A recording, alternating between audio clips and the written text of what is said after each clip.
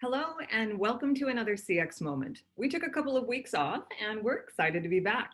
In this series, we chat with companies about what's happening with their business, their support centers, and with their customer experience. And you can catch up on all of our previous episodes on our Zendesk YouTube channel.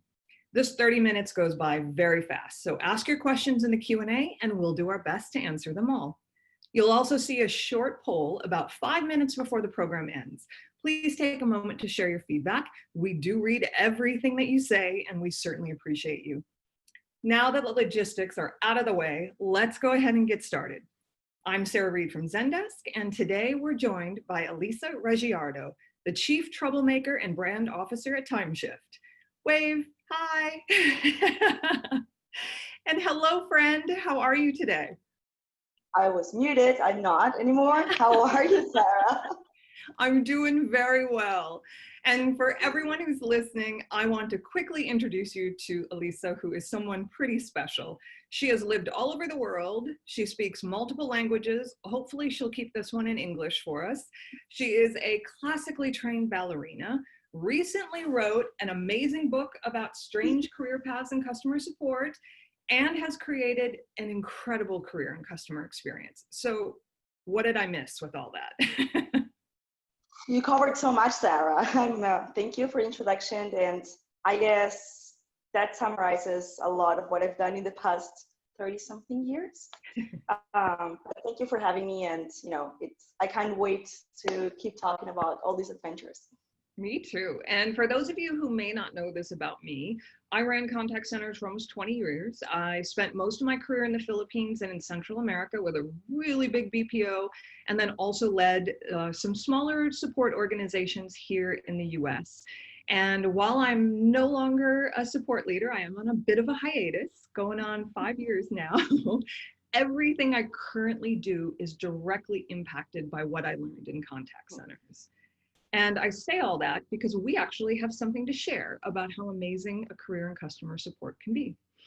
I don't know about you, Elisa, but there is a lot of employment turmoil happening here in the US. How are things in Lisbon? Same here. It's tough times for everyone. And I think it's scary times outside of the job sphere. And apparently companies are also not being able to handle this in the best possible way. So I've seen a lot of people very worried about their jobs and losing their jobs. And it's, a tough moment, but I think it can also be a great opportunity for pivoting, right? Like every time we face a tough situation in our lives, we can decide to see the half full side of the glass or the empty one. And I've seen people pivoting their careers and really going for what I want to do next and not just landing a job, right? Even though we're in the middle of a very chaotic moment worldwide, that doesn't mean that folks losing their jobs don't get to pick what they do next. And I have a few friends that just landed new jobs in support and they're like excited to get it started. Yeah. All right, so let's talk about that.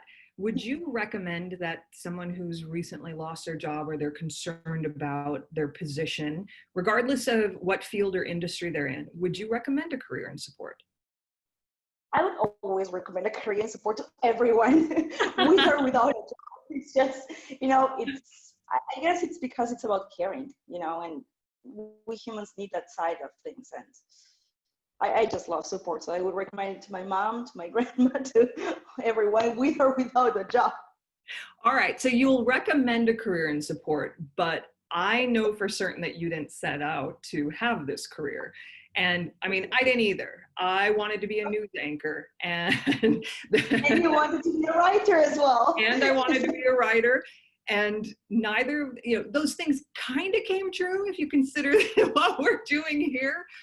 But for the greater part of my career, I spent it in support. And it was not what I intended, but it actually turned out to be the best possible thing that could have happened to me. Yeah.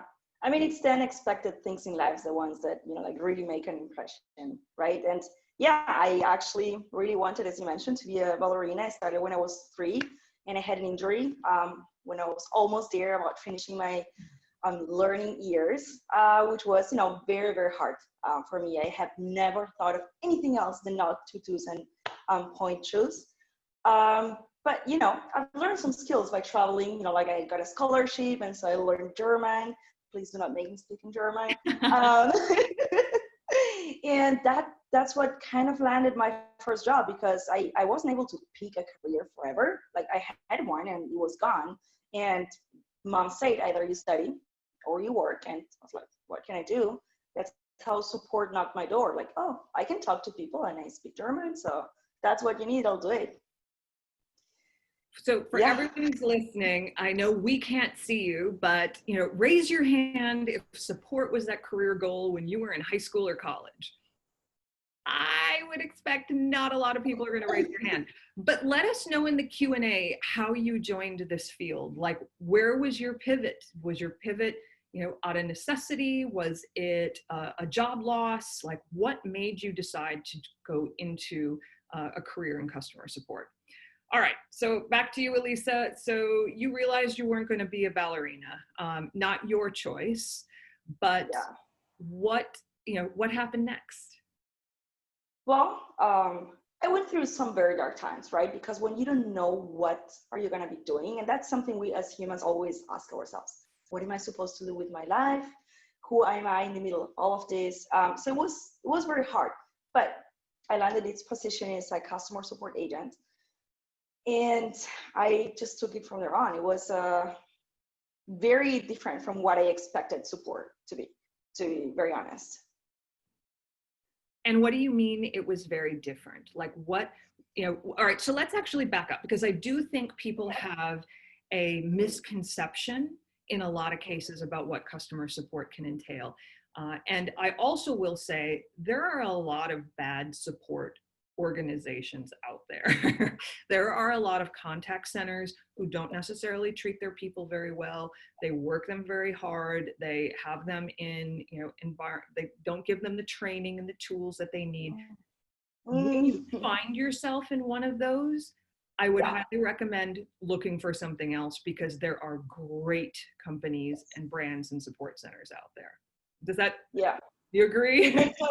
That's kind of like, that was my first experience in a support position. I had one of the toughest jobs that I think someone can do in customer support. I was handling like that situations with like insurance companies, and I had almost no training, Sarah. So it was like a tough learning, but at the same time it set the basis for me being able to handle any other support situation in the future, because I was always able to go back to the initial job and think, okay, you have a booking, it's canceled. Let's put this into perspective.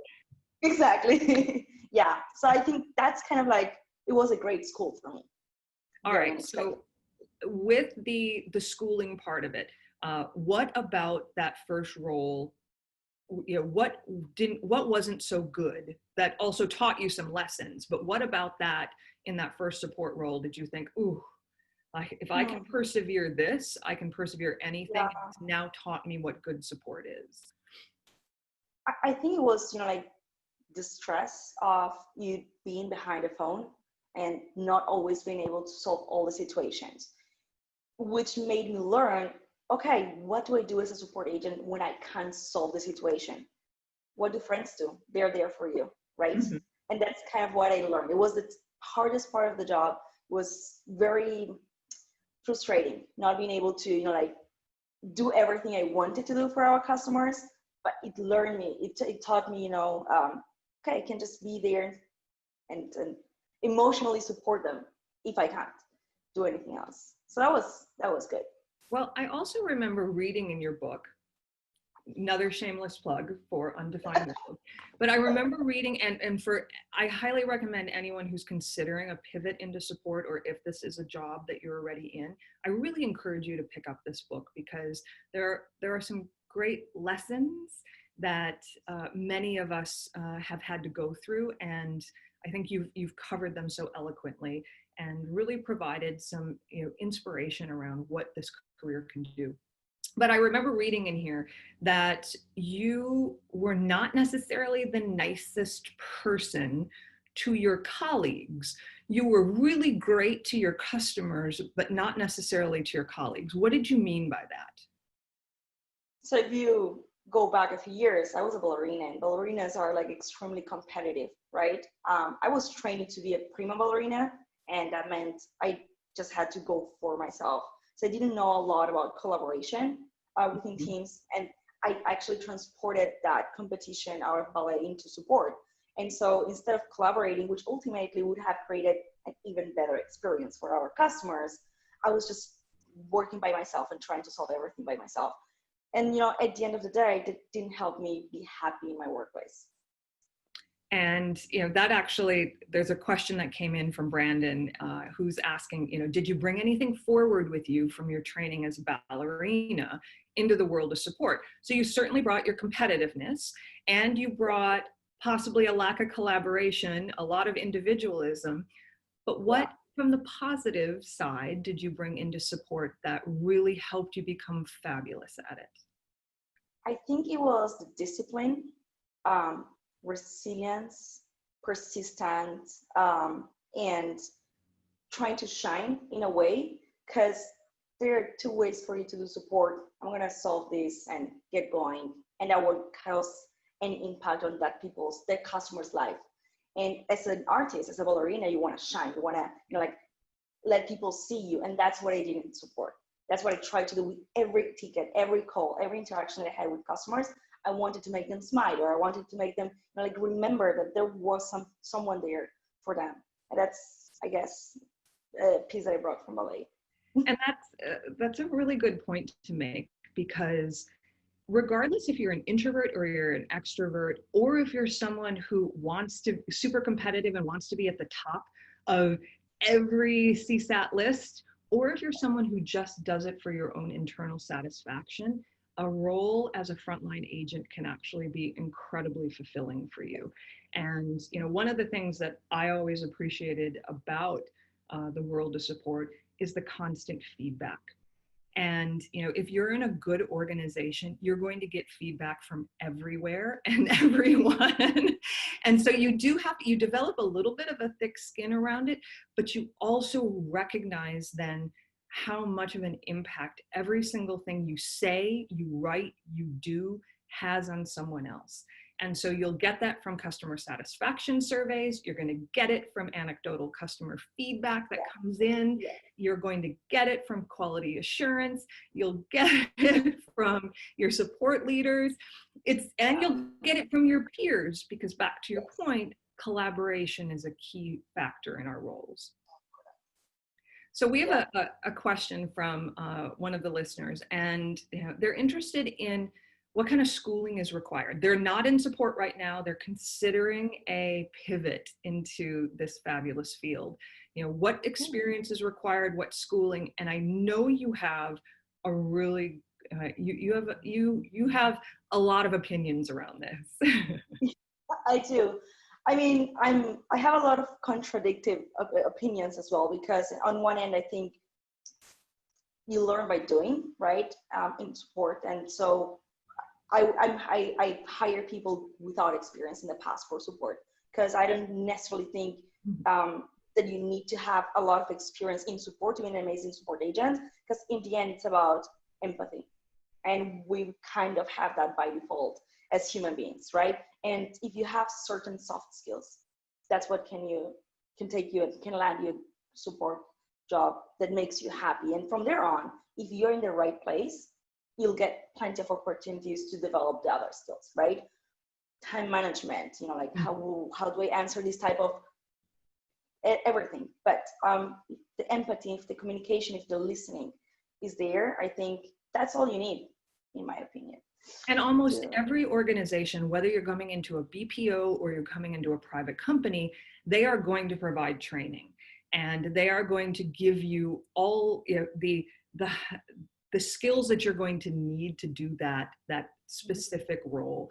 And they should also be giving you the tools that you need and the software that you need and all the mechanisms so that you can do your job exceptionally well. So from a training perspective, I think most companies really have that covered. But from a personal perspective, yes, you have to come with empathy and compassion and an interest and a curiosity. Curiosity, yes. And a lot of self-start, I would say, Because yes, while you will have people, giving you guidance on what to do, and you certainly have the tools, you have to stay inspired for yourself and for your customers. Yeah, I think that curiosity is a great point in the role. That's and also looking outside of your support team, that will also take you to get more understanding of the entire company as a whole and why you're doing the support that you're doing. We've also had some questions come in around, what a typical day is like for a support agent, as well as what a typical salary is. Unfortunately, I think both of those are really specific to the company, the country you're in, the city you're in, and the actual, what you're supporting. So if anyone who's listening feels comfortable of what city are you in and what are your salaries? What do you pay a support agent? I think that would be very interesting if we could just get maybe a little bit of a range from people. So this is also a great question, and this comes from Priscilla, and she says, we get a lot of different customers. Some of them are very kind, and some of them are not. How can I practice myself to stay calm and professional when I'm not in the mood at the moment? I feel you. I've been there so much. I guess my mom can be a little bit annoying sometimes. That's the way I used to look at it, right? And I wouldn't just yell back at her, because ultimately she's been there for me. And even if she's annoying on the day and I'm not in the mood, I just, take it a little bit lighter, don't go as deep, and try to put a little bit of distance, and that's, keep the conversation respectful, and not commit so much on an emotional level, just taking a little bit of emotional distance. That's what I used to do when I had like tough customers yelling at me or being like super angry. It happens, we're all humans. So I used to think, okay, they're like my mom, I love her, but sometimes I just need to put a little bit of distance. And that's very true. It's being a frontline agent is incredibly stressful. And you will, regardless if you're on the phone or you're answering emails or chats or social media or instant message, it doesn't matter. You will always run into customers who are not going to be as kind. And you have to have that conversation, not only with yourself, but with your leaders, to say, I need a moment, I need a break. I need to step away from what I'm doing. I have to take a walk. And that should be very acceptable. And if your leaders aren't amenable to that, that's a conversation that you need to have, with them on how they can be much more empathetic to you. Yeah, boundaries are super important. Boundaries are very important, and boundaries are really important, this right now, because everybody's working from home and our boundaries are super blurry at the moment. Yeah, and also, that goes from how much do I let a job that I love affect me. It should affect always in the positive side, but not that much on the negative end. So that's why boundaries are important. So I want to talk a little bit about your relationship with Zendesk, not to be self-serving, but because your introduction to Zendesk is actually one of the perfect examples of how you can be self-starting as a customer support agent and pivot yourself into a different role in a company. So explain, you are a frontline agent and you're doing what? Well, I was answering tickets and answering calls all the time, and I was hitting my targets and the whole 9 yards. But I was also a little bit frustrated by the fact that I couldn't see all those buttons that my manager was able to see when she used to give me feedback like every week or every 2 weeks. And so I'm like, there is more to this tool that I'm using to manage all the interactions with our customers. So I reached out to the Zendesk guru of the company at the time. Spoiler alert, you must have read this in the book, Sarah. I ended up getting married with her. And at the time, she didn't like me so much. And she's like, you want to learn about Zendesk? Here's a help center. I was like, that's not very useful, but it was, because there was so much information out there that I just, spent hours at night instead of watching Netflix by learning by myself. I created imaginary Zendesk accounts and agents, which I had imaginary dialogues with so that I Mm-hmm. could play and run reports in the whole nine yards. And that actually opened a lot of doors within my career. And I'm very passionate about Zendesk. It also kind of goes in line with my love story, but at the same time, it can be Zendesk or it can be anything around your support role. Just find something that you're curious about and go like all the way with it. And that can open you doors that you'd never imagined. Like I would never imagine I would end up working in a company that integrates with Zendesk just because, like 10 years ago, I fell in love with that tool. So it's crazy. And so not only did your interest in learning more about the tool that you were using, Zendesk or whomever, you wanted to learn more, you started asking questions, you took the initiative to, dive deep into the product and learn everything you could. That then led you into a management role and a wife, but I can't guarantee that a career in support is going to lead you to, your spouse or partner, but it's possible apparently. But what it did do is it led you into a management track, which as a manager, you realized that there was something lacking with your workforce management, right? You were in spreadsheets, you were doing things manually. And then what happened? And then I went back to Zendesk again and tried to find a solution. It's been a good friend so far. And yeah, I fell in love with this app that I found there that would solve so many issues. And I scheduled a call, and back then it was our CEO now, Tymeshift. I'm still doing the calls. Tiny company at the time, we're just four of us. And after I finished the call, it's like, I could tell you really loved our tool and our product. Why don't you come work with us?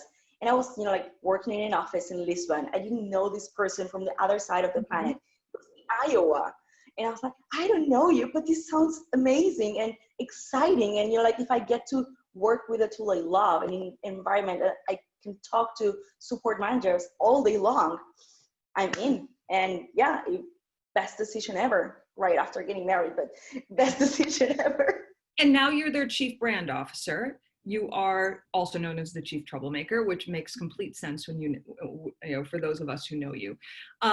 So more questions are coming in. And I also want to say, for the questions that we don't get to answer, I am going to sit down with Alisa after this, and we're going to answer these and put these on LinkedIn. So please follow us on LinkedIn, and we'll have all of these questions answered, including all of the great feedback you all sent in around salaries and things like that. I think this is a conversation that should go broader, and so we'll make sure that all this gets out there. But I love this question that's come in around when you're reading cover letters and resumes, what skills and past experience makes a candidate stand out? And how do they stand out during an interview stage? I'm not a big fan of filtering just by cover letters or resumes or whatever. And I really like that you get a chance to speak with the person. A paper, a resume, a LinkedIn profile cannot tell you the whole story of a person. So I think it's always good to use it as a guideline, but give a person as much as you can, because time management is also important, to sit down with a person, even if it's remotely, and have a chat. And then I tend to look for empathy, for like, can I communicate with this person? And one of the things that I've learned with my boss now is he taught me to hire people that I would love to sit down and have a coffee with. And that has worked out beautifully. Every time I can find that person, they turn out to be a great asset for the entire team. I wholeheartedly agree with you. For me, it is around diversity in experience. And that might be, you waited tables for a couple years, you studied history in college, you worked on an assembly line. I want the diversity because I think that really helps you as you're dealing with a multitude of different customers and also with a multitude of different projects and solutions that have to be found. So that's certainly, and I agree with you. I want to talk to people before I bring them in and hire them. And I certainly look for that curiosity piece and that self-starting. Yeah. Another great question is, comes around, what are resources that you've used external to your own company and your own experience to help your customer service department? Are there, books that you've read or people that you follow or conferences that you go to that have really helped you with this career? I think that communities, support-driven community has been of great help to me. Thousands of people there willing to share all they know about support, and I found their peers that used to help me with Zendesk tricks, or they were posting a lot of books or recommendations on reads about support. So doesn't necessarily need to be that one, but finding a community where you can ask people, you can reach out, you can make friends, you can be curious, you can find a mentor potentially, right?